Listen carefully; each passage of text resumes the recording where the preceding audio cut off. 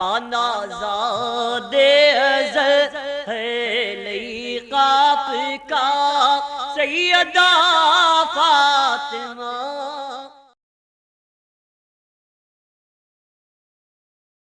السلام علیکم ورحمۃ اللہ وبرکاتہ۔ الحمد للہ الذی نحمده ونستعینه ونستغفره ونؤمن به ونتوکل علیہ ونعوذ باللہ من شرور انفسنا ومن سیئات اعمالنا، من يهده الله فلا مضل له ومن يضلله فلا هادي له، ونشهد ان لا اله الا الله وحده لا شريك له، ونشهد ان سيدنا ونبينا ومولانا محمدا عبده ورسوله، ارسله بالحق بشيرا ونذيرا، قال الله تعالى في القرآن المجيد والفرقان الحميد، اعوذ بالله من الشيطان الرجيم، بسم الله الرحمن الرحيم، كونوا مع الصادقين، صدق الله العظيم، صدق رسوله النبي الأمين الكريم، ونحن على ذلك لمن الشاهدين والشاكرين والحمد لله رب العالمين۔ وقال تعالى في شأن حبيبه الكريم، إن الله وملائكته يصلون على النبي يا أيها الذين آمنوا صلوا عليه وسلموا تسليما، اللهم صل على سيدنا محمد وعلى آل سيدنا مولانا محمد وبارك وسلم۔ برادران عزیز، جیسے ہم جانتے ہیں کہ آج عرس مبارک سید الشیوخ شمس المفسرین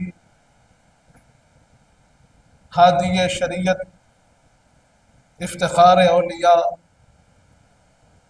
سیدی سید محمد عمر حسینی خلیق قدس سرہ العزیز کا منعقد ہو رہا ہے، اور یہ ہمارے لیے اللہ کی رحمت ہے، یہ اللہ کا فضل و کرم ہی ہے کہ ہم اس در سے وابستہ ہیں اور یہاں حاضر ہیں۔ برادران عزیز، یوں تو اللہ والوں کی شان خود پروردگار بیان کرتا ہے، اور اس سے بڑھ کر کیا ہو کہ اپنے محبوبین کا ذکر اللہ نے اس کلام مجید میں فرمایا کہ جس کی توصیف میں خود خدا فرماتا ہے ذالک الکتاب لا ریب فیہ، کہ اس کتاب میں کوئی شک نہیں ہے، کوئی شبہ نہیں ہے، اور اس کتاب میں اللہ فرما رہا ہے، قرآن مجید میں اپنے محبوبوں کا ذکر کر رہا ہے، اور ان کے ذکر کو ایسی حیات بخشی ہے کہ کوئی کتنا چاہے اس ذکر کو مٹا نہیں پائے۔ اللہ والوں کا ذکر اب ابد الآباد تک باقی ہے۔ اب وہ لوگ خوش قسمت ہیں جو اس ذکر میں شامل ہے، جو ان سے وابستہ ہے، جو ان سے اپنی زندگی میں روشنی لیتے ہیں، جو ان کے راستے پہ چلنے کی کوشش کرتے ہیں، کیونکہ اللہ نے ہمیں واضح حکم دیا ہے کہ تم اللہ کے انعام یافتہ بندوں کے ساتھ ہو جاؤ، سچوں کے ساتھ ہو جاؤ، ذکر کرنے والوں کے ساتھ ہو جاؤ، رکوع کرنے والوں کے ساتھ ہو جاؤ۔ اللہ نے بار بار قرآن مجید میں اس ساتھ کا ذکر کیا ہے، اس نسبت کا ذکر کیا ہے، اس تعلق کا ذکر کیا ہے، اور پھر اللہ والوں کے اس ذکر کو بلندی عطا فرمائی، مقام عطا فرمایا، اور ہمیں اس کی اہمیت کو سمجھایا. لیکن آج دیکھا جا رہا ہے کہ ان تمام قرآنی آیات کے بعد احادیث کریمہ میں کثرت سے فضائل اولیاء کا ذکر ہونے کے بعد سرور کائنات سید الانبیاء فخر کون و مکان صلی اللہ علیہ وآلہ وسلم آپ خود ارشاد فرما رہے ہیں اللہ والوں کا فضیلت کیا ہے، اللہ والوں کا مقام کیا ہے. آپ فرما رہے ہیں ان کی پہچان کیا ہے اور بتا رہے ہیں اذا رؤوا ذکر اللہ، کہ جب اللہ والوں کو دیکھو تو اللہ یاد آتا ہے. یہ آپ کے لیے ذریعے ذکر ہے، اللہ والوں کے ساتھ ہو جانا، ان کے چہروں کو دیکھنا اللہ کی یاد کا ذریعہ. یہ تمام فضیلتوں کے بعد پھر بھی لوگ سوال کرتے ہیں کہ یہاں جانے سے ملتا کیا؟ سوال دو قسم کے ہوتے ہیں. پہلا سوال ہوتا ہے کہ یہاں جانا چاہیے یا نہیں چاہیے، زیارت کی اجازت ہے یا نہیں ہے، حاضری کی اجازت ہے یا نہیں ہے، اور اگر اجازت ہے تو پھر اس کا کچھ فائدہ ہے یا کوئی فائدہ نہیں. آج یہ سوال الگ الگ انداز سے لوگوں کے سامنے پیش کیا جا رہا ہے، اور اس کا بنیادی مقصد یہ ہے کہ انہیں اللہ والوں سے دور کیا جائے، اللہ والوں سے ان کو دور کیا جائے اور ان کے ذہنوں میں شکوک اور شبہات کو ڈال دیا جائے. تو آج ہم اس بات کو جاننے کی کوشش کریں گے کہ کیا اللہ والوں کے پاس جانا چاہیے. قرآن سے حدیث سے اس کا کوئی ہمیں ثبوت ملتا ہے، اور اگر کوئی بندہ زیارت کرتا ہے، حاضری دیتا ہے، حاضر ہوتا ہے، اللہ والوں کے پاس جاتا ہے تو کیا اسے کچھ فائدہ حاصل ہوتا ہے یا نہیں ہوتا ہے.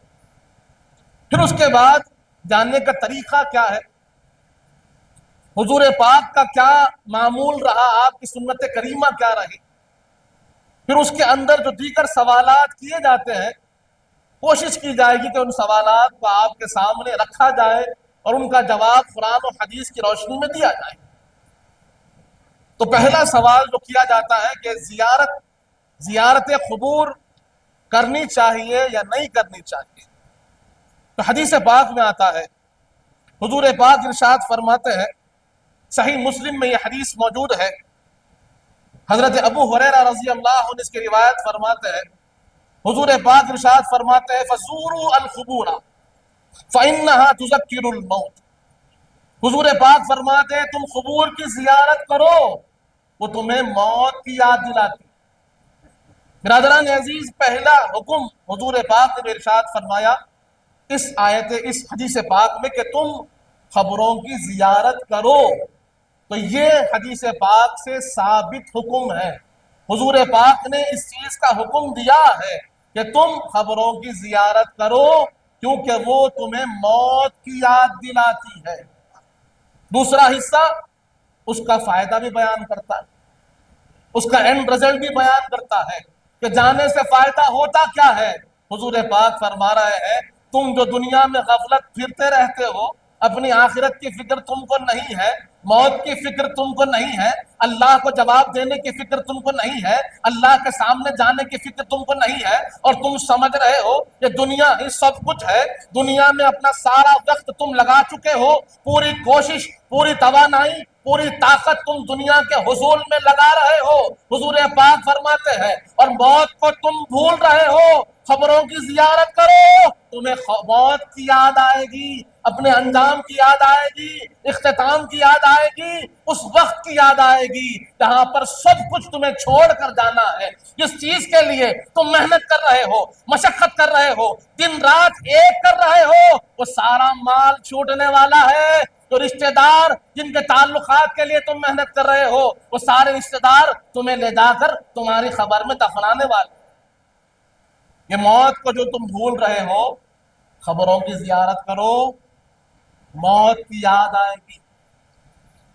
دوسری حدیث پاک میں حضور پاک نے ارشاد فرمایا قد كنت نهيتكم عن زيارة القبور فقد أذن لمحمد صلی اللہ علیہ وآلہ وسلم في زيارة قبر أمه فزوروها فإنها تذکر الآخرہ۔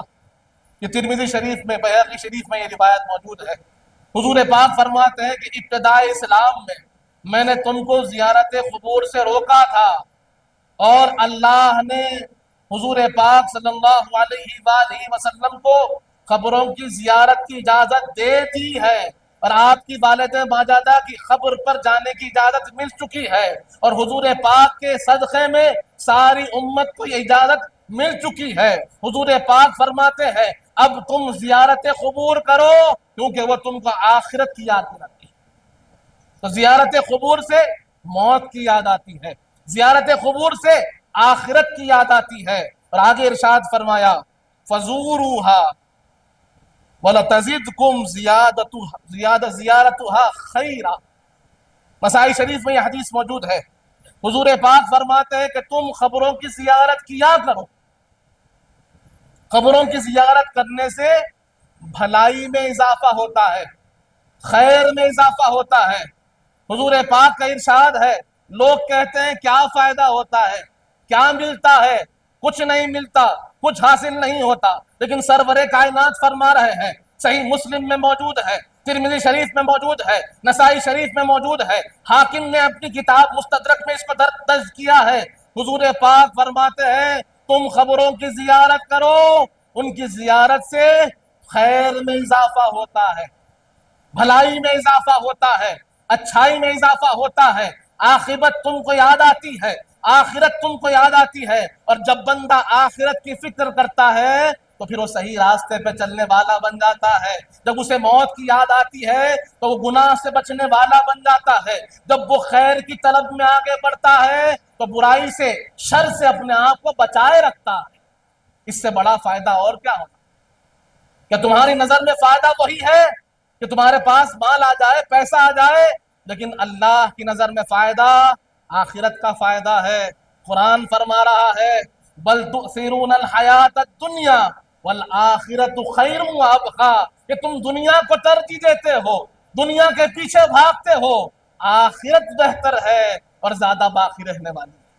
اسی آخرت کی یاد حضور پاک فرماتے ہیں کہ زیارت قبور سے ہوتی ہے۔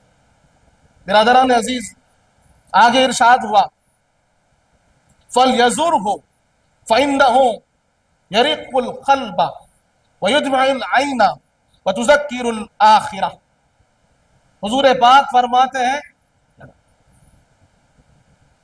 ارشاد ہوتا ہے کہ تم قبور کی زیارت کرو، کیونکہ وہ تمہارے دل کو نرم کرتا ہے، تمہارا دل نرم ہوتا ہے، تمہاری آنکھوں سے آنسو بہتے ہیں، اور جب تم زیارت قبور کرتے ہو تو تمہیں آخرت کی یاد آتی ہے۔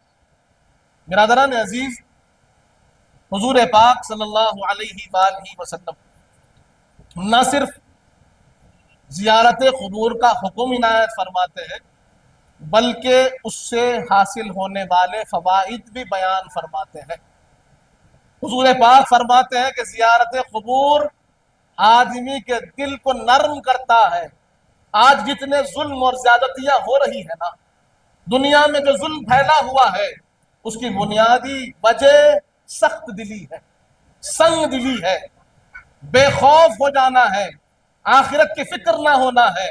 کیونکہ جس کے دل میں آخرت کی فکر ہوگی، جس کا دل نرم ہوگا، جسے اللہ کی فکر ہوگی، اللہ کا خوف ہوگا، وہ پھر لوگوں پہ ظلم نہیں کرتا، لوگوں پر زیادتی نہیں کرتا، لوگوں کے ساتھ ترش روی سے پیش نہیں آتا، اس کے اخلاق اعلیٰ ہوتے ہیں۔ اسی لیے حضور پاک فرماتے ہیں اگر تمہارا دل سخت ہو چکا ہے، تم اللہ والوں کی زیارت کرو، ایمان والوں کی زیارت کرو، قبروں کی زیارت کرو، تمہارا دل نرم ہو جائے گا، آنکھوں سے آنسو بہیں گے، آنکھ آنسو بہنے والے بن جائیں گے، اور آخرت کی یاد تم کو آئے گی۔ برادران عزیز، اور یہ جتنی روایتیں میں کہہ رہا ہوں یہ ایک حدیث نہیں ہے، الگ الگ کتابوں میں الگ الگ طرق سے یہ حدیث آئی ہے، اور حضور پاک نے الگ الگ فائدہ اس کا بیان فرمایا۔ برادران عزیز، اس کے بعد پھر یہ بھی سوال ہوتا ہے کہ حضور پاک صلی اللہ علیہ وآلہ وسلم نے زیارت قبور فرمائی یا پھر اس سے منع فرمایا؟ ایک تو اجازت دی، حکم دیا، دوسرا अम्मा जान बीबी आयशा सिद्दीक़ा रज़ी अल्लाह अन्हा रिवायत फरमाती है, सही मुस्लिम, सुनन नसाई, अबू याला में यह हदीस मौजूद है। और अम्मा जान फरमाती है, काना रसूलुल्लाह सल्लल्लाहु अलैहि वसल्लम कुल्लमा काना लैलतुहा मिन रसूलिल्लाह सल्लल्लाहु अलैहि वसल्लम यखरुजु मिन आखिरिल लैली इलल बक़ीइ फयक़ूलु अस्सलामु अलैकुम दारा क़ौमि मुअमिनिन व आताकुम मा तुअदून यखरुजु मिन आखिर गदन मुअज्जलून। हुजूर पाक फरमाते हैं, अम्मा जान फरमाती है बीबी आयशा सिद्दीक़ा रज़ी अल्लाह अन्हा, कि जब आपके पास हुजूर पाक तशरीफ लाते और आपकी बारी होती तो रात के हिस्से में हुजूर पाक बकी शरीफ को तशरीफ ले जाते। मदीने पाक का जो खबरस्तान है जिसे हम जन्नतुल बकी कहते हैं, हुजूर पाक बकी शरीफ तशरीफ ले जाते और वहां पर तशरीफ ले जाकर कहते अस्सलामु अलैकुम या दारा कौमी मुअमिनिन, ए सलाम हो तुम पर, ए मुअमिनीन का घर, मुअमिनीन का ठिकाना, कि तुमको यकीनन अल्लाह ने उस चीज को अता कर दिया होगा जिसका तुमसे वादा किया गया था। अल्लाह ने जिसका वादा किया अल्लाह ने तुमको अता कर दिया होगा और तुम हमसे पहले जा चुके हो। व इन्ना इंशा अल्लाह बिकुम लाहिकून, और हम तुम्हारे बाद तुमसे आकर मिलने वाले हैं। अल्लाहुम्मा अग़फ़िर लि अहली बक़ीइल ग़रक़द, और दुआ फरमाते हैं अल्लाह बक़ीए ग़रक़द की मग़फ़िरत फरमा। ये हुजूर पाक का मामूल था। सरवरे कायनात बनफ़्स नफीस तशरीफ ले जाते थे और न सिर्फ उनको सलाम कहते थे, उनके जाने का जिक्र करते थे, अपने जाने को याद करते थे और उनके लिए दुआए मग़फ़िरत भी फरमाते थे। ये सुन्नत किसकी है? हुजूर पाक की है। सही मुस्लिम की यह हदीस हमें बता रही है कि हुजूर पाक का तरीक़ेकार रहा कि आप अहले क़ुबूर की ज़ियारत फरमाते थे, अहले बक़ी की ज़ियारत फरमाते थे। और ऐसे आपको बहुत सी रिवायातें मिलेंगी जहाँ पर हुजूर पाक शहदाए उहद का जिक्र करते हैं, शहदाए उहद की ज़ियारत फरमाते हैं, और दिगर जहाँ जहाँ हुजूर पाक को क़ुबूर दिखी वहाँ पर आप तशरीफ़ रखते, देखते, उनके अहवाल के बारे में खबर लेते। और वो सही बुखारी की हदीस भी हमारे सामने है। सहाबा इकराम फरमाते हैं कि हम हुजूर पाक के साथ सफर पर थे और दो क़ुबूर के पास से गुजरे। हुजूर पाक वहां पर रुक गए और इरशाद फरमाया कि जाओ एक टहनी लेकर आओ। दरख्त की टहनी निकाली गई, हुजूर पाक ने उसे दो हिस्से किए और एक खबर पर एक हिस्सा लगा दिया, दूसरी खबर पर दूसरा हिस्सा लगा दिया। उसके बाद इरशाद फरमाया इन दो खबरों में अजाब हो रहा था, मैंने ये टहनी लगा दी है, अब अल्लाह इनसे अजाब उठा लेगा। बिरादरान अजीज, हुजूर पाक सल्लल्लाहु अलैहि वसल्लम न सिर्फ खबरों की जियारत फरमाते थे बल्कि सरवरे कायनात का इल्म, आपकी निगाह नबूवत ने वो तासीर पाई थी कि निगाह डालते खबर पर तो अंदर के अहवाल आपके सामने मुनकशिफ हो जाते। और फिर सरवरे कायनात का अमल मुबारक भी देखिए, लोग कहते हैं कि वो चले गए हैं, अब यहाँ से उनका कोई ताल्लुक नहीं है, बाहर वालों के अमल से उन्हें कोई फायदा नहीं होता, आप कुछ भी कीजिए उन्हें कोई चीज हासिल होने वाली नहीं है। लेकिन हुजूर पाक का अमल मुबारक हमें बता रहा है, सही बुखारी की यह हदीस हमें समझा रही है कि सरवरे कायनात ने टहनी लगाई और फरमाया कि टहनी लगाने से अजाब उठा लिया जाएगा। जाने के बाद भी उन्हें फायदा हो रहा है। अब लोग कहते हैं फूल क्यों चढ़ाते हैं? फूल भी झाड़ का हिस्सा है, जब तक तर रहता है जिक्र करता है, और जब तक जिक्र करता है खबर पर रहमत बरसती है। हदीस पाक का मफहूम हमारे सामने है। बिरादरान अजीज, उसके बाद एक और सवाल होता है, जब उनको कह दिया जाए कि भाई जियारत करना यह भी हदीस में है, हुजूर पाक की सुन्नत ये भी हदीस में है, उनके लिए दुआ करना ये भी हदीस में है, उनको सलाम भेजना ये भी हदीस में है। उसके बाद एक और सवाल होता है कि नहीं, ये जो औरतों का जियारत करना है ये मुनासिब नहीं, عورتوں کا قبور کی زیارت کرنا جائز نہیں ہے، مناسب نہیں ہے۔ ایک سوال یہ بھی کیا جاتا ہے، حدیث پاک آپ کے سامنے ہے، امام حاکم نے اس کو نقل کیا ہے، بیہقی نے نقل کیا ہے، مصنف ابن عبدالرزاق میں یہ موجود ہے کہ ان عائشہ اقبلت ذات یوم من المقابر، راوی کہتے ہیں کہ میں نے دیکھا کہ اما جان بی بی عائشہ صدیقہ رضی اللہ عنہا مخابر میں سے یعنی قبرستان میں سے تشریف لا رہی تھی، تو میں نے، راوی کہتے ہیں میں نے عرض کیا یا ام المؤمنین، اے سارے مومنین کی ماں، من این اقبلتی، آپ کہاں سے تشریف لا رہے ہیں؟ قالت من خبر اخی عبد الرحمن من ابی بکر، میں اپنے بھائی عبد الرحمن بن ابو بکر کی خبر سے آ رہی ہوں۔ کون فرما رہی ہے؟ اما جان بی بی عائشہ صدیقہ رضی اللہ عنہا فرما رہی ہے کہ میں اپنے بھائی عبد الرحمن بن ابو بکر کی خبر کی زیارت کر کر آ رہی ہوں۔ تو راوی کہتے ہیں میں نے کہا فقلت، میں نے کہا لہا، آپ سے، الیس کان رسول اللہ صلی اللہ علیہ وآلہ وسلم نہا عن زیارت القبور، کیا رسول پاک صلی اللہ علیہ وآلہ وسلم نے زیارت قبور سے منع نہیں فرمایا؟ اب سوال جو ہم سے کیا جاتا ہے اما جان سے بھی کیا گیا، تو اس پر اما جان نے فرمایا خالت نام کانا نہا ثم امر بزیارتہ، پہلے حضور پاک نے منع فرمایا تھا، بعد میں زیارت قبور کا حکم دیا۔ اب لوگ کہتے ہیں زیارت کرنی چاہیے نہیں کرنی چاہیے، تو مرد کی زیارت کرنا وہ بھی ثابت ہے، عورت کی زیارت کرنا وہ بھی ثابت ہے۔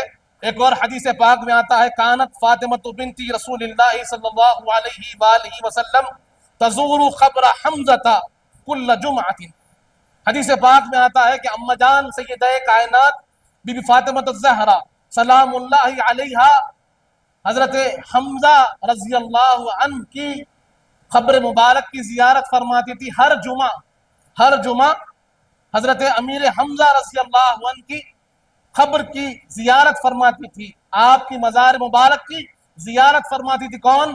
سیدہ کائنات بی فاطمہ الزہرا سلام اللہ علیہ۔ برادران عزیز، یہاں پر ایک بات عرض کرتا ہوا آگے بڑھو، یہ اجازت ہے، لیکن شرعی احکام کے لحاظ سے اس میں حدود ہے۔ عورتوں کی زیارت میں کچھ حدود ہے جس کو بیان کیا گیا ہے کہ جو پردہ ہے وہ پردہ زائل نہ ہو، نامحرم کے بغیر زیارت نہ ہو، اور جو فرائض ہیں گھر کے ان فرائض کو انجام دیا جائے۔ عورتیں آ کر صبح سے شام تک اگر کسی خبر پر بیٹھ جاتی ہے تو یہ مناسب نہیں۔ زیارت کی اجازت ہے، لیکن اپنے فرائض کو چھوڑنا، اپنی ذمہ داریوں کو چھوڑ دینا، اپنے شوہر کی یا والد کی اجازت کے بغیر محرم کے آ جانا، یا ایسے مقام پر جانا کہ جہاں پر پردے کا اہتمام نہیں، جہاں پر اختلاط مرد و زن ہوتا ہے، ایسے مقامات پر جانے سے انہیں منع کیا گیا، کیونکہ یہ شرعی احکام کو توڑتے ہیں، یہاں سے خرابی پیدا ہونے کا خوف ہے، لیکن مطلقاً اجازت ہے، جائز ہے، جا سکتے ہیں جبکہ احکام مکمل کیے جائیں۔ اس کے بعد پھر یہ بھی سوال ہوتا ہے کہ زیارت قبور کے آداب کیا ہے؟ پہلے تو مطلقاً انکار ہے، لیکن جب آپ کسی چیز کو ثابت کرتے ہیں تو سوال پر سوال آتا ہے، اور وہ کہنے لگتے ہیں کہ یہ جو طریقہ ہے آپ کا زیارت کرنے کا، یہ طریقہ کیا صحیح طریقہ ہے؟ طریقہ کیسا ہونا چاہیے؟ زیارت قبور کیسے کرنی چاہیے؟ تو اس کا بھی طریقہ بتایا گیا ہے، سمجھایا گیا ہے۔ صحابہ اکرام کی سیرت سے، تابعین عظام کی سیرت سے اس کو پیش کیا گیا ہے کہ آپ جب کبھی حاضر ہو تو پینتی کی طرف سے حاضر ہو، پیروں کی طرف سے حاضر ہو، اور جہاں چہرہ ہوتا ہے اس طرف کھڑے رہے، قبلے کو پیٹ ہو، صاحب مزار کو اپنا چہرہ ہو، پھر جیسے حضور پاک نے سکھایا ہے ویسے سلام پیش کریں، اور پھر ان کے لیے دعائے مغفرت کریں، ان کے لیے ایصال ثواب کریں۔ یہ طریقہ ہم کو بتایا گیا، حدیث پاک میں سمجھایا گیا۔ حضور پاک نے ارشاد فرمایا آج لوگ کہتے ہیں کہ یہ جو فاتحہ آپ پڑھتے ہیں یہ فاتحہ پڑھنے کا طریقہ کہیں ثابت ہے کیا؟ تو حدیث پاک میں آتا ہے، حضور پاک ارشاد فرماتے ہیں کہ جو شخص کسی قبر پر جاتا ہے اور زیارت کرتے ہوئے وہاں سورہ فاتحہ پڑھتا ہے، سورہ اخلاص پڑھتا ہے، معوذتین پڑھتا ہے اور الہاکم التکاثر پڑھتا ہے، سورہ تکاثر پڑھتا ہے اور پھر اللہ سے ان کے لیے دعا کرتا ہے، تو قیامت کے دن وہ صاحب قبر اللہ سے اس کے لیے دعا کرے گا، شفاعت کے لیے گزارش کرے گا اور عرض کرے گا پروردگار جب یہ زندہ تھا تو میرے لیے ایصال ثواب کرتا تھا، آج میں اس کے لیے شفاعت کی گزارش کرتا ہوں۔ تو لوگ کہتے ہیں کہاں سے ہے؟ یہ احادیث میں موجود ہے، ہم کو پڑھنے کی ضرورت ہے، آج اتحاد کی ضرورت ہے، آج جڑنے کی ضرورت ہے، آج چھوٹی باتوں پر جھگڑا نہ کیجیے۔ اگر ہم کو معلوم نہیں ہے تو علماء موجود ہے، مشائخ موجود ہے، ہمارے اکابر موجود ہے، ہمارے بزرگ موجود ہے، آپ ان سے آئیے، سچے دل سے اچھائی کے ساتھ پوچھئے، اصلاح کی نیت کے ساتھ پوچھئے، ہم کو ثواب ضرور ملے گا۔ برادران عزیز، اس کے بعد پھر زیارت قبور میں ایک چیز دیکھی جاتی ہے کہ جس کو علل اعلان سمجھا دیا گیا، اس کے بعد بھی اعتراض در اعتراض ہوتا ہے۔ یہ بات اعلان کر دی گئی ہے، سمجھا دی گئی ہے، اہل سنت والجماعت کے ہر ایک مشائخ، ہر ایک اکابر میں اور ہر ایک علماء میں، ہر ایک عالم نے اس بات کو اعلان کر کر سمجھا دیا کہ سجدہ کرنا اہل سنت والجماعت میں ہے ہی نہیں۔ کوئی شخص کسی مزار پر یا کسی کے سامنے سجدہ نہیں کر سکتا، یہ آپ کو واضح طور پر بتا دیا گیا، کتابوں میں لکھ کر سمجھا دیا گیا۔ پھر تو جو یہاں حاضر ہوتے ہیں کوئی کسی خبر پر سجدہ نہیں کرتا، اس بات کو سمجھ لیجیے۔ پھر کیا کرتے ہیں؟ نہیں، لوگ جھکتے ہیں، چومتے ہیں، اپنا چہرہ خبر پر لگا دیتے ہیں۔ کیا یہ کرنا چاہیے؟ تو یہ بتایا گیا کہ اس سے بھی احتیاط کریں، لیکن کیا یہ حرام ہے؟ کیا اس سے وہ شرک کا مرتکب ہو جائے گا؟ کیا ایمان کے دائرے سے نکل جائے گا یا پھر اس میں کوئی گنجائش ہے؟ حدیث پاک میں آتا ہے، سنن ابن ماجہ میں یہ حدیث موجود ہے، امام احمد نے اس کو مسند میں نقل فرمایا ہے، امام طبرانی نے اس کو نقل کیا ہے، اور حدیث پاک میں روایت میں آتا ہے کہ حضرت معاذ بن جبل اور حضرت بلال رضی اللہ عنہما یہ دونوں حضور پاک کی خبر انور پر حاضر ہوئے، یہ دونوں حضور پاک کی خبر انور پر حاضر ہوئے، غمگین تھے، دل ٹوٹا ہوا تھا، تو حضور پاک کی خبر انور کے پاس بیٹھ کر رونے لگے اور روتے روتے حضرت بلال نے اپنا چہرہ حضور پاک کی خبر انور پر رکھ دیا اور اسی حال میں رونے لگے، اور اتنا روئے کہ ان کے رونے سے، ان کے آنسوؤں سے حضور پاک کے خبر انور کی مٹی بھیگ گئی۔ برادران عزیز، سنن نسائی کی حدیث موجود ہے، حضرت بلال کا عمل ہمارے سامنے ہے، حضرت معاذ بن جبل رضی اللہ عنہما کا عمل ہمارے سامنے ہے۔ ہم اس کی ترویج نہیں کرتے، لیکن اگر کوئی اپنا چہرہ لگاتا ہے، کوئی کسی خبر کو چومتا ہے تو اسے اجازت ہے، لیکن احتیاط ضروری ہے۔ اسی طرح ایک اور حدیث پاک بھی موجود ہے، ابن حبان میں، امام احمد نے بھی اس کو نقل کیا ہے، طبرانی نے بھی اس کو نقل کیا ہے، حضرت داؤد بن صالح رضی اللہ عنہ اس کی روایت کرتے ہیں کہ یہ دور تھا مروان کا۔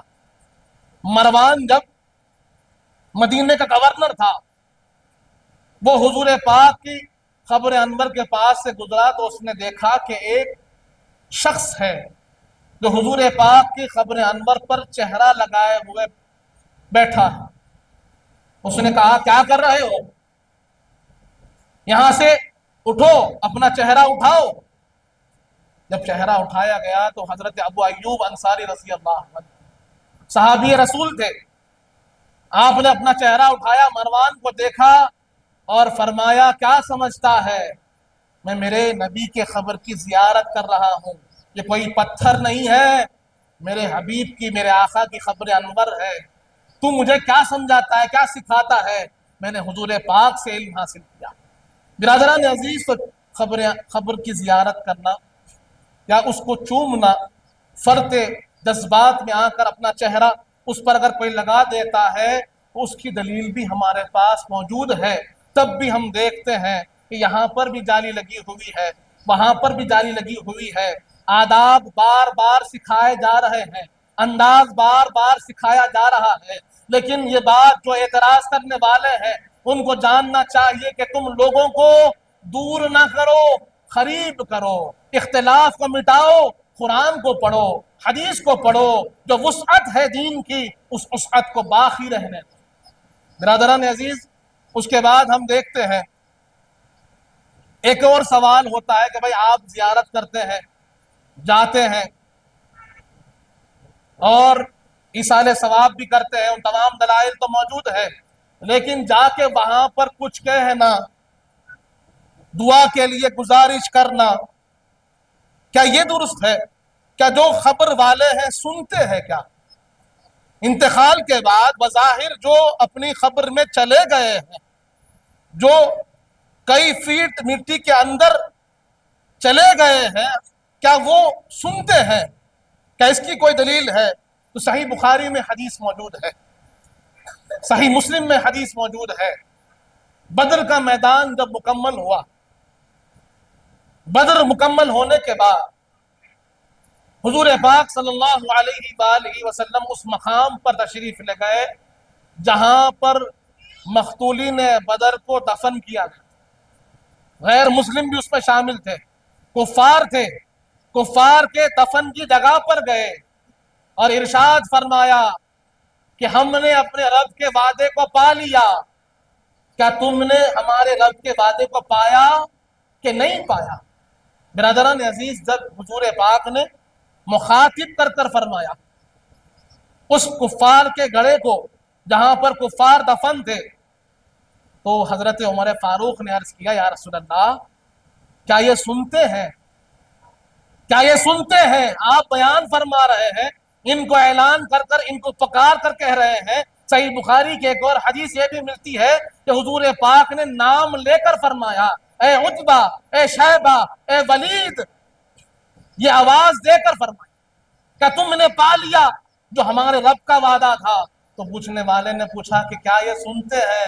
حضور پاک نے فرمایا تم سے زیادہ سنتے ہیں، تم شعور نہیں رکھتے، تم شعور نہیں رکھتے، تم سے زیادہ سنتے ہیں۔ ایک اور حدیث پاک صحیح بخاری کی موجود ہے، جس کا باب ہی امام بخاری نے یوں بانا، المیت یسمع خفخف النعال۔ امام بخاری باب باندھتے ہیں کہ میت خدموں کی آہٹ بھی سنتی ہے۔ یہ باب بخاری شریف میں بانا گیا، اور اس کے بعد امام بخاری حدیث پاک لاتے ہیں کہ حضور پاک ایک خبر سے گزرے اور خبر کے احوال کو بیان کرتے ہوئے فرمایا، اے لوگوں سنو، جب ہم خبر کے پاس سے گزرتے ہیں نا تو خبر والے ہمارے قدموں کی آہٹ بھی سنتے ہیں۔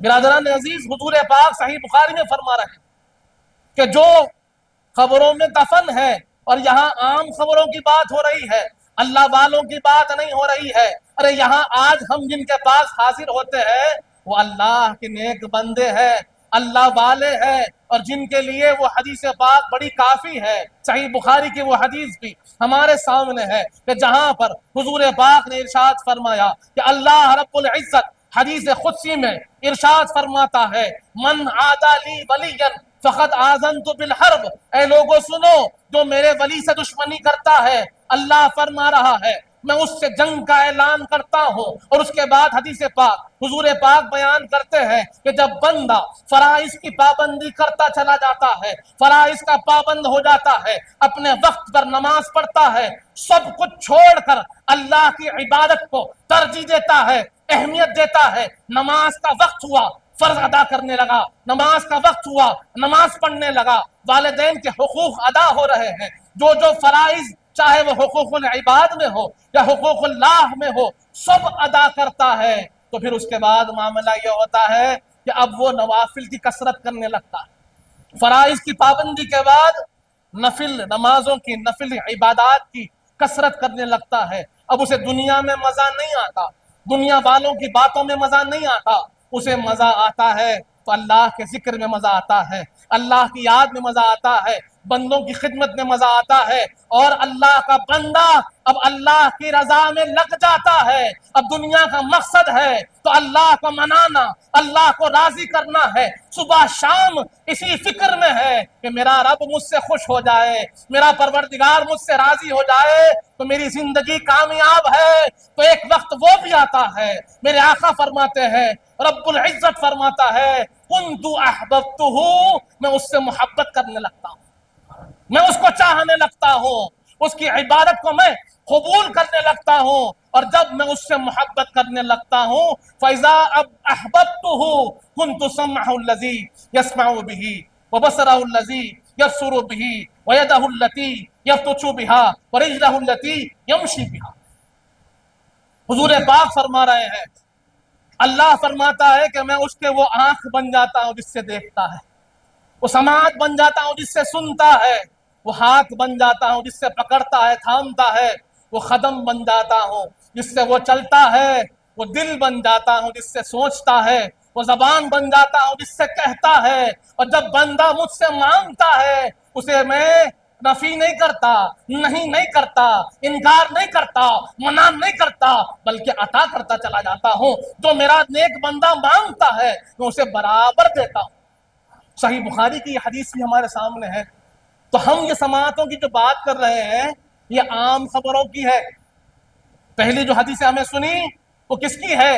عام خبر والے بھی سنتے ہیں، تو جن کی سماعتوں کو اللہ فرماتا ہے کہ ان کا سننا ان کا نہیں ہمارا ہے، ان کا دیکھنا ان کا نہیں ہمارا ہے، تو سوچئے اللہ والوں کی سماعتوں کا کیا عالم ہوگا، ان کی بصارت کا کیا عالم ہوگا۔ اسی لیے ہم نے اس واقعے کو بھی سنا ہے، قرآن جس کا شاہد ہے، قرآن جس کے بارے میں کہتا ہے، سلیمان علیہ السلام نے حکم دیا کہ بلقیس علیہ السلام آنے والی ہے، ان کے آنے سے پہلے ان کا تخت میرے پاس ہونا۔ تخت بلقیس کو کون لا سکتا ہے؟ اس پر عفریت جن اٹھا، مضبوط جن تھا۔ قرآن کہتا ہے عفریت من الجن، اجنہ میں سے ایک عفریت تھا جو اٹھ کے کہنے لگا مجھے ظہر تک کا وقت دیجیے، آپ کی مجلس ختم ہونے سے پہلے میں لا دوں گا۔ آپ نے کہا کہ اتنا وقت نہیں ہے، اس سے پہلے چاہیے۔ اس کے بعد قرآن کہتا ہے کہ وہاں پر ایک اللہ والے تھے جس کے پاس کتاب کا علم تھا، وہ اٹھے اور کہنے لگے آپ آنکھیں بند کر کر کھول دیجئے، انشاءاللہ وہ تخت آپ کے سامنے ہوگا، تخت آپ کے سامنے ہوگا۔ قرآن فرما رہا ہے حضرت سلیمان نبی ہے، رسول خدا ہے، انہوں نے آنکھیں بند کی اور کھولی، تخت بلقیس سامنے ہے، کیونکہ اللہ فرماتا ہے ہاتھ ان کا ہوتا ہے، طاقت ہماری ہوتی ہے، آنکھ ان کی ہوتی ہے، دیکھنا ہمارا ہوتا ہے۔ ارے جہاں رب کی طاقت ہو تو نہ وہاں پر پھر زمان کی قید ہوتی ہے نہ مکان کی قید ہوتی ہے، بس ادھر سے حکم ہوتا ہے کن فیکون تو ہو جاتا ہے۔ تو یہ اللہ والوں کی شان ہے۔ لوگ پوچھتے ہیں کہ بھائی یہ سنتے ہیں کیا؟ تو حدیث کہتی ہے کہ سنتے ہیں، بخاری کہتی ہے کہ سنتے ہیں، مسلم شریف میں ہے کہ سنتے ہیں، اور خوب سنتے ہیں، ہم سے زیادہ سنتے ہیں۔ اس کے بعد اگر سنتے ہیں تو کچھ بولتے بھی ہیں، کچھ فرماتے بھی ہے کیا؟ تو ایک حدیث پاک میں آتا ہے، مسند امام احمد بن حنبل میں یہ حدیث موجود ہے، اور دیگر کتب نے بھی اس کو نقل فرمایا ہے کہ جب کوئی گزر جاتے ہیں تو پھر ان کے گھر والوں کی جو اعمال ہے ان پر پیش کیے جاتے ہیں، مرحومین پر گھر والوں کے اعمال پیش کیے جاتے ہیں، اور جب ان کا گھر والا اچھا عمل کرتا ہے، اچھا کام کرتا ہے، نیک کام کرتا ہے تو وہ مرحومین خوش ہوتے ہیں، مرحومین خوش ہوتے ہیں اور اللہ کی بارگاہ میں شکر ادا کرتے ہیں۔ اور جب ان کے گھر والے کوئی گناہ میں مبتلا ہو جاتے ہیں، گناہ کرتے ہیں، برا کام کرتے ہیں، تو پھر وہ مرحومین اللہ کی بارگاہ میں مغفرت کی دعا کرتے ہیں کہ اللہ ہمارے رشتہ داروں کی مغفرت فرما، میرے بچے کی مغفرت فرما، میرے بھائی کی مغفرت فرما کہ وہ غلط راستے پہ چل چکا ہے، انہیں سیدھا راستہ عطا فرما۔ یہ عام رشتہ داروں کی بات ہو رہی ہے، تو جو اللہ والے ہیں کہ جن کا معاملہ ہی براء البراء ہے، جب ان کے سامنے معروضہ پیش کیا جائے کہ حضرت ہماری تو سارے معاملے کمزوری پہ چل رہے ہیں، ہماری عبادت بھی کمزور ہے، دعا بھی کمزور ہے، ہم آپ سے معروضہ کرتے ہیں کہ آپ اللہ والے ہیں، اللہ کے محبوب ہیں، اللہ کے چہیتے ہیں، اور آپ اگر ہمارے حق میں دعا کر دیں تو رب منع نہیں فرماتا، قبول فرماتا ہے، آپ ہمارے حق میں دعا کیجئے۔ تو جب عام رشتہ دار دعا کرتے ہیں تو پھر یہ جو ہزاروں کے پالنہار ہیں، کہ جو ہزاروں کی دلوں کی دھڑکن ہے، وہ اللہ والے دعا نہیں کرتے ہیں کیا؟ وہ اللہ والے بھی دعا کرتے ہیں، اور ان کے فیض کو ہم نے پایا ہے، اور جو یہاں پر آیا ہے، دیکھ رہا ہے، جی رہا ہے، اس فیض کو، اس دعا کے اثر کو حاصل کر رہا ہے، اور بول رہا ہے کہ میں نے ساری کائنات پھری ہے، جہاں دنیا بھر میں کچھ نہ ملا، وہاں جب اللہ والوں کے پاس آیا تو میرے معاملے آسان ہو گئے۔ کیا ایسا نہیں ہوتا ہے؟ برابر ہوتا ہے۔ برادران عزیز، تو اللہ والے سنتے بھی ہیں، اللہ والے اللہ کی بارگاہ میں اپنی دعا کرتے بھی ہیں۔ تو یہ کہہ دینا کہ نہ سنتے ہیں، نہ بولتے ہیں، نہ ہے، یہ قرآن و حدیث کے خلاف بات ہے۔ ان کو چاہیے کہ اس بات کو سمجھیں۔ برادران عزیز، پھر آج ہم جس بارگاہ اقدس میں حاضر ہیں، جن کی ذات شریعت کی ہدایت بھی ہے، طریقت کی رہنمائی بھی ہے، جنہوں نے ہمیں زندگی کا ہر طریقہ، ہر سلیقہ سکھایا ہے، اور حضرت کی ذات ایسی ذات ہے، حضرت سید الشیوخ علیہ رحمت و رضوان کی ذات۔ اولیاء اللہ کے جتنے صفات آپ پڑھیں گے، متقین کی جتنی کیفیت آپ پڑھیں گے، اللہ نے ذاکرین کا جو کیفیات بیان کیے ہیں، ان تمام کیفیات کو پڑھیے، پھر آپ کے حالات کو پڑھیے تو معلوم ہوگا ان تمام کا جو مجموعہ ہے وہ آپ کی ذات میں سمایا ہوا نظر آتا ہے۔ ذکر بھی اعلیٰ، فکر بھی اعلیٰ، شریعت کی پابندی بھی ویسے ہی، اللہ کا ذکر، اللہ کی یاد بھی ویسے ہی، بندوں کی خدمت بھی ویسے ہی۔ برادران عزیز، آج ہمارا سارا معاملہ، ساری کوشش اپنے ظاہر پہ ہوگی۔ سارا معاملہ ہم کر رہے ہیں، ساری کوشش کر رہے ہیں کہ میرا فزیکل اپیئرنس اچھا ہو جائے، لوگ مجھے دیکھ کر تعریف کریں، لیکن جب ہم حضرت کی حیات کو پڑھتے ہیں، حالات کو پڑھتے ہیں، تو ہمارے سامنے سب سے پہلی جو چیز نمایاں نکل کر آتی ہے وہ آپ کی سادگی ہے، آپ کے مزاج کا وہ تواضع اور عاجزی ہے جو ہمارے سامنے نکل کر آتی ہے۔ آپ نے دیکھا کہ بادشاہ وقت آپ کے دربار میں حاضر ہونا چاہتا یا کئی مرتبہ آپ سے کہتا کہ آپ میرے پاس تشریف لائیے، آپ میرے پاس تشریف لائیے، تو آپ ایک جملہ اس سے پہلے بھی میں نے عرض کیا تھا، آپ فرماتے ہیں بئس الفقیر علی باب الامیر، کیا ہی برا فقیر ہے جو امیروں کے در پہ جا کے ٹھہرتا ہے۔ میں فقیر ہوں تو خدا کا ہوں، میرا احتیاج ہے تو خدا سے ہے، میں کسی سے مانگتا ہوں تو خدا سے ہوں، کسی کے سامنے گڑ گڑاتا ہوں تو خدا سے ہوں، مجھے کسی اور بادشاہ کی ضرورت نہیں، میرا بادشاہ میرا خدا ہے۔ اور کیا ہی برا وہ فقیر ہے کہ جو خدا کو چھوڑ کر امیروں کے در پہ جا کے کھڑا ہوتا ہے۔ برادران عزیز، آپ کی ذات وہ ہے کہ آپ کی مزاج میں سادگی، آپ کے انداز میں سادگی، لباس بھی ہے تو سفید کھادی کا لباس وطن پہنے ہوئے، اور آپ کے ٹوپی کا کلاه مبارک بھی ہے تو کیسی سفید کلاه مبارک ہے۔ بہت کم عمامہ باندھا کرتے تھے، ورنہ سفید ٹوپی ہی پہنا کرتے تھے، سفید لباس میں ہی رہا کرتے تھے، پیدل چلا کرتے تھے، اور اپنے مریدین کی خوب خبر رکھا کرتے تھے۔ ہر صبح فجر کی نماز کے بعد کسی نہ کسی مرید کا حال پوچھنے کو جاتے، ان کا احوال پوچھنے کو جاتے، ان کی تلقین، ان کو تذکرہ، ان کو ذکر دینے کو جاتے، اور مریدین اس بات پر تیار رہتے۔ اور آپ کے مریدین کی یہ خصوصیت تھی کہ ان کے گھر سے ہر صبح قرآن کی آواز آتی، ہر صبح قادری چمن کا ہر مرید، دادا پیر قبلہ کا ہر مرید فجر کے بعد قرآن پڑھنے میں مصروف رہتا۔ لوگوں نے دیکھا کیا بات ہے بھائی، اتنی پابندی سے قرآن پڑھا جا رہا ہے، ہر روز قرآن کی پابندی ہو رہی ہے، تو لوگ کہتے ہیں ہمارے پیر کا معاملہ ایسا ہے، ہمارے پیر و مرشد کا معاملہ ایسا ہے، کبھی بھی کسی کے گھر پہ تشریف لا سکتے ہیں، اور اگر قرآن کی آواز نہیں آتی تو اس گھر سے واپس چلے جاتے۔ صبح جس گھر سے قرآن کی آواز نہیں آتی، حضرت اس گھر میں تشریف لے کے نہیں جاتے، تو مریدین انتظار میں رہتے اور اہتمام کیسے کرتے۔ آج ہم اہتمام کرتے ہیں دسترخوان بچھا کر، پکوان پکا کر، لیکن حضرت نے یہ تلقین کی تھی اگر تم میرا اہتمام کرنا چاہتے ہو، میرا استقبال کرنا چاہتے ہو، تو مجھے دسترخوان نہیں چاہیے، مجھے تلاوت قرآن چاہیے۔ جب تمہارے گھر سے قرآن کی آواز آئے گی میں تمہارے گھر پہ تشریف لاؤں گا۔ آج بھی اگر وہ فیضان چاہتے ہیں تو پھر اپنے گھروں کو قرآن سے روشن کر دو۔ فجر کے بعد جب گھر سے قرآن کی آواز آئے سمجھ لینا کہ حضرت کی توجہ ہمیں حاصل ہے، حضرت تشریف لا رہے ہیں، حضرت ہماری خبر لے رہے ہیں، اور ہمارے قرآن کو سن کر حضرت خوش ہوتے ہیں۔ برادران عزیز، یہ تربیت آپ کی تھی، عملی تربیت تھی۔ ذکر کی کیفیت ایسی کہ کئی مرتبہ ایسا ہوتا کہ تنہا ذکر کرتے، وہ تو الگ معاملہ ہے، ہر روز آپ کے گھر ذکر ہوتا۔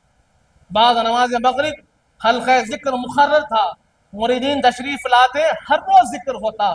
پھر وہ ہفتہ واری جو اتوار کا ذکر پہلے جمعے کو ہوتا تھا، بعد میں اتوار کو منتقل ہوا، وہ ذکر بھی جاری تھا۔ برادران عزیز، تو ذکر سے جوڑنا، اللہ کی یاد سے جوڑنا، یہ آپ کا شیوا تھا، یہ آپ کے اعمال میں بنیادی عمل تھا۔ اور تیسری خصوصیت جو ہمیں ملتی ہے کہ آپ کا خدمت خلق کا جذبہ، لوگوں کو کھانا کھلانے کا جذبہ، لوگوں کی خدمت کرنے کا جذبہ، لوگوں کی مدد میں کھڑے ہونے کا جذبہ، ایسا جذبہ تھا کہ جس کی کوئی مثال نہیں ملتی ہے۔ اور یہاں آج ہم دیکھ رہے ہیں کہ بھائی بھائی کا اختلاف کر رہا ہے، ایک دوسرے کا دشمن لوگ ہو رہے ہیں، ایک دوسرے کے جان کے پیاسے، خون کے پیاسے نظر آتے ہیں۔ اور یہاں پر جب ہم حضرت کی سیرت کو پڑھتے ہیں معلوم ہوتا ہے طغیانی آئی، سیلاب آیا تو مسلم، غیر مسلم، عیسائی، سکھ، کوئی فرق نہیں، آپ کا گھر 24 گھنٹے کے لیے صبح کے لیے کھول دیا گیا اور کہا گیا کہ جو مجبور ہے اسے کھانا کھلایا جائے، جو تکلیف میں ہے اسے دوا دی جائے، جو بے سہارا ہے اسے سہارا دیا جائے۔ نہ اپنے کو دیکھا جائے گا، نہ پرائے کو دیکھا جائے گا۔ ہم اللہ والے ہیں، ہم اللہ کے بندوں کی خدمت کرتے ہیں، اور ہر بندہ یہ اللہ کا بندہ ہے اور ہم اس کی خدمت کرنے والے ہیں۔ برادران عزیز، آج ہم کو یہ جذبے کو پیدا کرنا ہے۔ یہ قادری چمن کو ہم دیکھ رہے ہیں، یہاں ہم جمع ہیں۔ حضرت اپنی سوانح حیات میں لکھتے ہیں، اپنی سیرت میں لکھتے ہیں کہ جب میں نے قادری چمن لیا تھا تو یہاں خاردار درخت تھے، کانٹی دار معاملہ تھا، درندے پھرتے تھے، لوگ یہاں آنے سے ڈرتے تھے۔ لیکن حضرت فرماتے ہیں کہ جب ہم نے یہ لیا، اور جہاں جو حضرت کا مزار مبارک ہے، حضرت تشریف لا کے یہاں بیٹھ کے ذکر کرتے تھے، یہیں پر آپ کا مقام تھا، یہیں پر بیٹھ کے آپ ہر روز ذکر فرماتے تھے۔ اور آپ کی تشریف آوری نے اس خاردار جگہ کو قادری چمن بنا دیا، ایک گلستہ بنا دیا، اور یہاں اب ہر قسم کی ہم دیکھتے ہیں فیسلٹی موجود ہے۔